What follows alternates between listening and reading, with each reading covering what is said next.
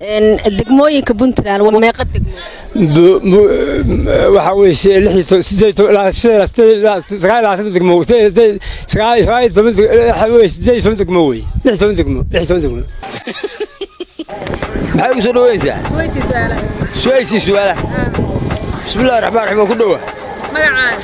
magacaygu waxa la yiraahdaa Jibriil Maxamuud Macallin Xuseen Saleymaan Geesood waxaan ahay amiirka argagixisada adduunka oo dhan